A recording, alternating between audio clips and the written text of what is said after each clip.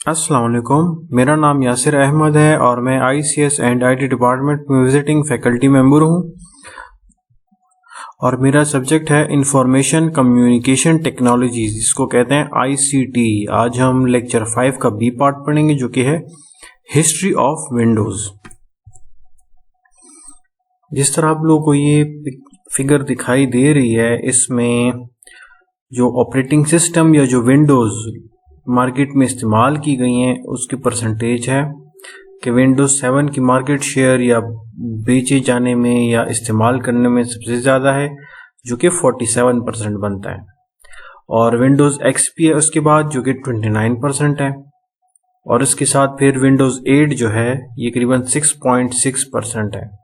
और इसके अलावा बाकी जो विंडोज़ यहाँ पे देखे हैं, विंडोज़ 8.1 जो कि 3%, 3.94, Windows Vista 3.30, Mac operating system हो गया, विंडोज़ NT, विंडोज़ 2000 है और लाइनक्स है 1.59।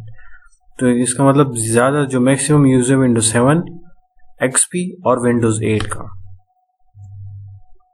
ये इसकी टाइमलाइन है कि कब कौन कौन सी ऑपरेटिंग सिस्टम या विंडोज़ वजूद में आए। जैसे 1981 में MS DOS से स्टार्ट हुआ है, जो कि हमने पिछले लेक्चर्स में प्रीवियस लेक्चर जो था उसमें हमने MS DOS की काफ़ी काम भी किया हुआ है, थोड़ा प्रैक्टिकल वर्क भी था थोड़ा और थियोरेटिकल भी। उसके बाद विंडोज़ विंडोज़ 1, विंडोज़ 2, 3, फिर विंडोज़ NT आ गई 1993 में, फिर विंडोज़ 95 और फिर विंडोज़ 98 थोड़ा ज़्यादा यूज़ हुआ बाकियों के लिहाज से, क्योंकि इसका इंटरफेस बाकियों से थोड़ा अच्छा था। उसके बाद 2000 में Win2000 एंड WinMe, यहाँ पे देखिए 2000 में ये दोनों ऑपरेटिंग सिस्टम या विंडोज़ वजूद में आए, लेकिन इन पे इतना काम नहीं हुआ। लेकिन उसके बाद विंडोज़ XP विंडोज़ 2001 में, जो कि काफ़ी ज़्यादा चला, इस वजह से इसको लोग बहुत ज़्यादा इस्तेमाल करते हैं और समझते भी हैं। उसके बाद विंडोज़ विस्टा और फिर विंडोज़ 7 2009 में, जो कि इसके बाद फिर काफ़ी टाइम यूज़ हुआ। और फिर विंडोज़ 8 और आजकल विंडोज़ 10, जिसके बारे में कहा जा रहा है कि इसके वर्जन्स आएंगे, लेकिन विंडोज़ 10 के बाद कोई और मतलब डिफरेंट ऑपरेटिंग सिस्टम नहीं आएगा। लेकिन ये फिर आने वाले वक्तों में देखा जाएगा कि विंडोज़ 10 के बाद भी कोई ऑपरेटिंग सिस्टम आ सकता है या सिर्फ इसी को ही अपग्रेड किया जाएगा।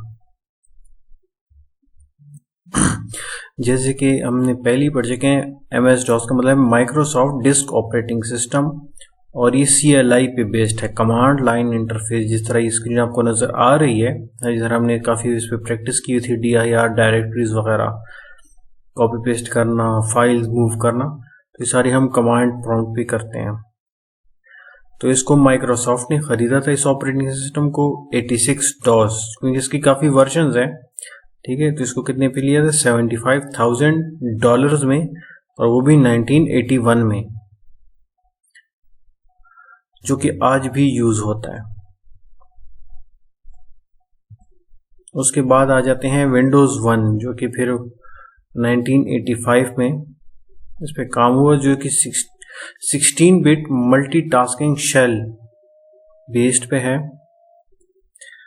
यहाँ पे बिट का मतलब 0 और 1 है, मतलब 0 और 1 इस तरह 16 बिट्स में सेट होते हैं कि फिर वो हार्डवेयर भी इसकी इम्प्लीमेंटेशन होती है। और इस पे मल्टीटास्किंग शेल इस डॉस के ऊपर, क्योंकि डॉस उसने खरीदा, तो इसको डॉस को मतलब ऐसा बेस बनाया हार्डवेयर को चलाने के लिए, और उसके ऊपर क्या किया, एक शेल सा बनाया था 16 बिट का, जो कि क्या करेगा, डॉस को इन्फॉर्मेशन देगा, और डॉस किसके साथ कांटेक्ट करेगा, हार्ड डिस्क के साथ।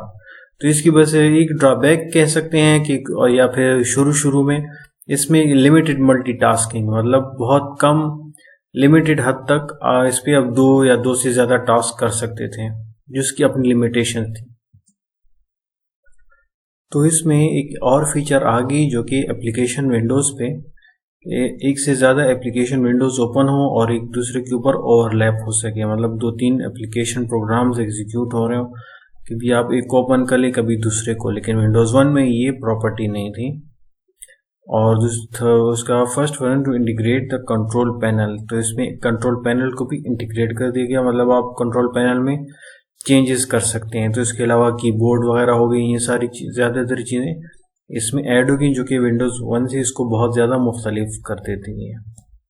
विंडोज़ 3 इसमें जो मेन पॉइंट्स जो हैं विद रिड्यूस्ड मेमोरी इश्यूज, इसमें फिर मेमोरी इश्यूज पहले बहुत ज़्यादा थी जो इससे पहले की विंडोज़, क्योंकि टाइम के साथ हमें मेमोरी मैनेजमेंट करना पड़ता है ताकि मेमोरी कम से कम यूज़ हो, जिस तरह रैम हो गया, रैम की मैनेजमेंट, इस तरह आज के विंडोज़ की जो अपडेटेड वर्जन आती हैं तो उसमें रैम की यूजेज किस तरह करनी है और हार्ड डिस्क में डेटा किस तरह सेव करना है और रिट्रीव करना, ये सारी चीज़ों पे ऑपरेटिंग सिस्टम्स डिपेंड करती हैं। तो विंडोज़ 3 उससे अपडेटेड वर्जन थी, तो उसमें क्या था कि विंडोज़ जो एप्लीकेशन रन करते हैं तो उसकी जो मेमोरी इश्यूज हैं वो कम से कम हो, मतलब डेटा लॉस कम से कम हो और तरीके से हो, और बेटर मेमोरी मैनेजमेंट, तो जिस तरह डेटा को सेव किया जाता है हार्ड डिस्क में या रैम में, इसकी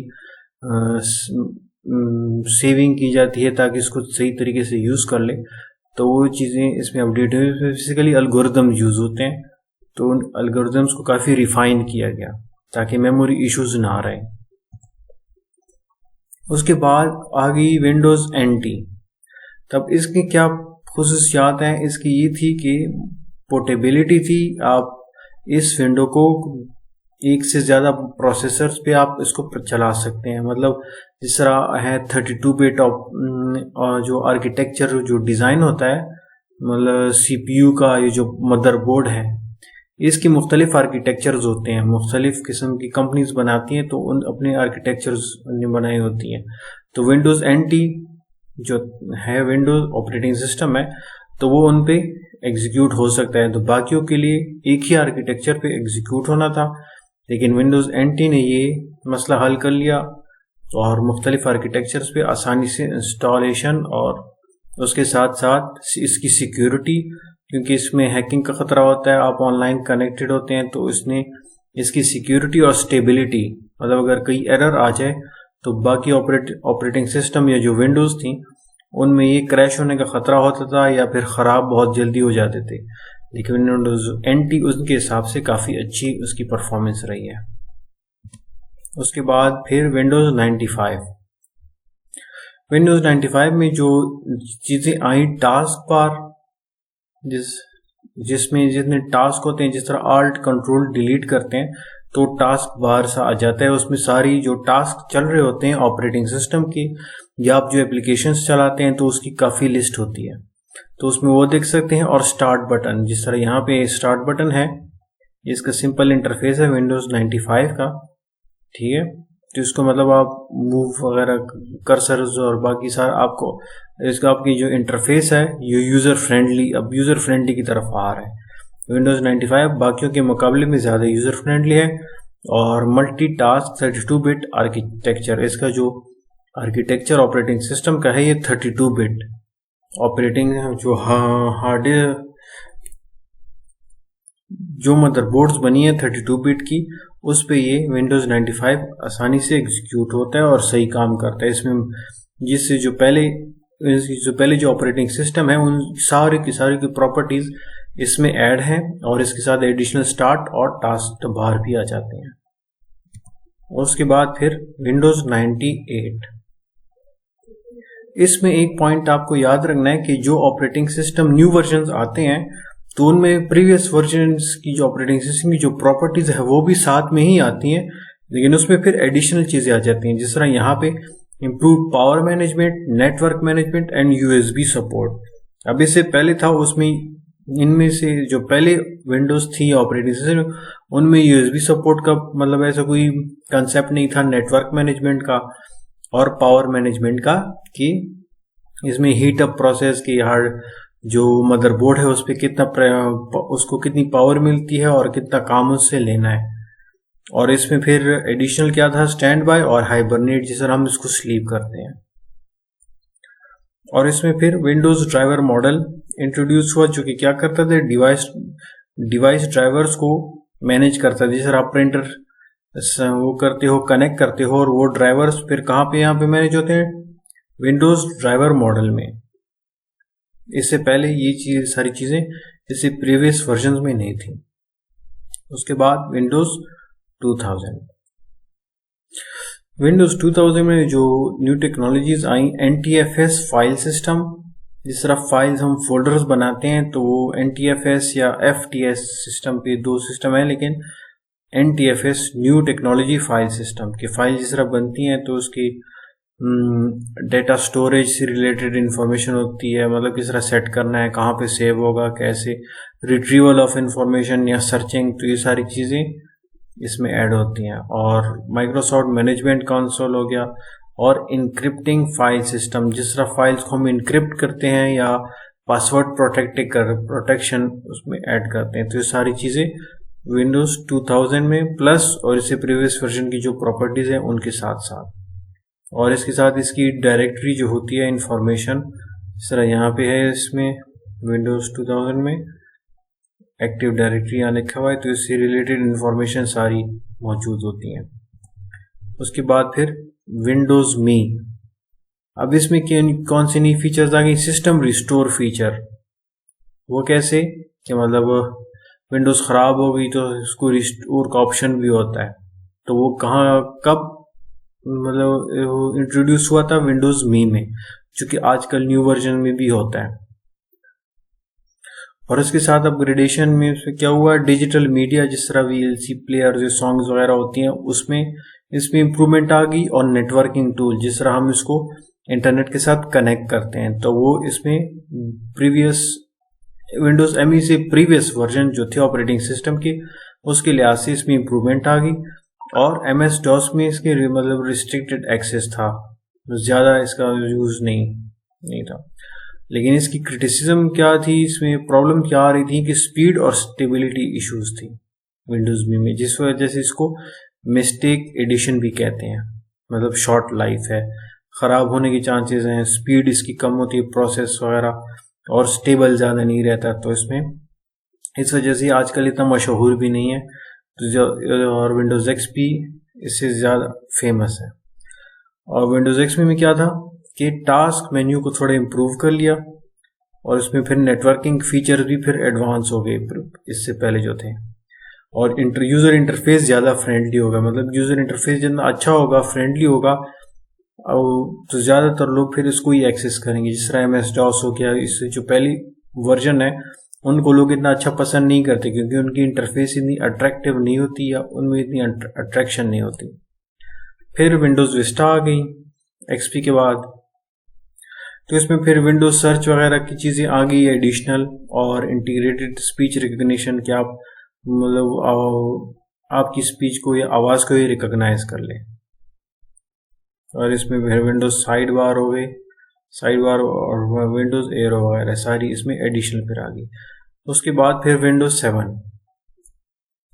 अब विंडोज 7 में क्या चीज़ आ गई कि virtual support for virtual hard disk. तो इसका ये कि आप इस पे वर्चुअल जो सॉफ्टवेयर्स होते हैं वो एक मतलब एनवायरनमेंट प्रोवाइड करते हैं हार्ड डिस्क एक विंडोज़ का या हार्डवेयर का, तो उसके ऊपर आप विंडोज 7 इंस्टॉल कर सकते हैं।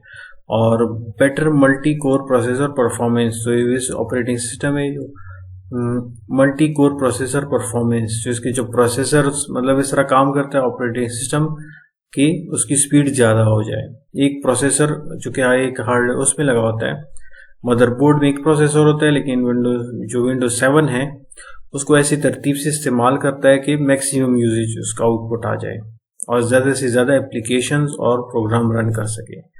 उसके बाद आ गया विंडोज़ 8, जिसकी स्पीड मतलब फास्टर स्टार्टअप है, करीबन 30 सेकंड्स में ये ओपन हो जाता है। और इसकी जो ऑनलाइन सर्विसेज हैं इंटीग्रेशन काफ़ी ज़्यादा है। जिस तरह आप स्टार्ट करते हैं तो फ्रंट में सारी वो स्काई ड्राइव, एक्सबॉक्स, ये सारी जितनी ऑनलाइन चीज़ें होती हैं उनके ऑप्शंस आपको सामने इसमें नज़र आ जाते हैं। और फिर विंडोज़ 10 जो कि विंडोज़ 8 के बाद 2015 में आया। तो इसमें क्या हुआ कि इस विंडोज़ 8 में स्टार्ट बटन मतलब यहाँ से ख़त्म हो गया था, आपको सिर्फ यहाँ से आपको इंटरफेस स्क्रीन पे जो आपको नज़र आता है वहाँ से आप जाते थे लेकिन विंडोज़ 10 में स्टार्ट बटन वापस आ गया और virtual desktop system integration with Windows phone, तो इसको अब इंटीग्रेट भी कर सकते हैं विंडोज़ फ़ोन, मतलब इसकी जो इंटरफेस है आप इसको चेंज कर सकते हैं। Thank you.